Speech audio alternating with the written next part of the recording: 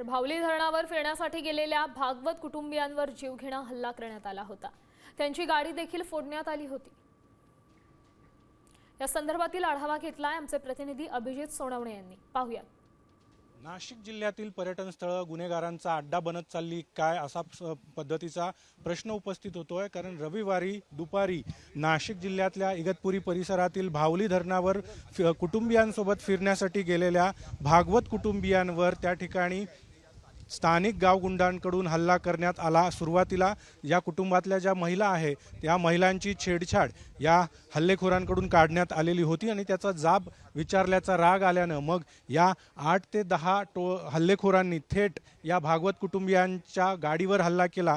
अखेर कशीबशी या भागवत कुटुंबियांनी आपली सुटका करत पोलीस ठाणं गाठलं आणि त्या ठिकाणी आपली आपबीती पोलिसांना सांगितल्यानंतर आता या सगळ्या संदर्भामध्ये गुन्हा दाखल करण्यात आलेला आहे। नाशिक जिल्ह्यातील पर्यटन स्थळ पर्यटकांसाठी खरोखरच सुरक्षित आहेत का, महिला पर्यटकांसाठी खरोखरच सुरक्षित आहेत का असा प्रश्न या सगळ्या घटनेच्या निमित्ताने उपस्थित होतोय आणि आता पोलिसांकडून या सगळ्या गुन्हेगारांवर कशा पद्धतीने कारवाई केली जाते हे देखील पाहणं महत्त्वाचं असणार आहे। कॅमेरामन प्रवीण काळबांडेसह अभिजित सोनवणे, साम टीव्ही, नाशिक।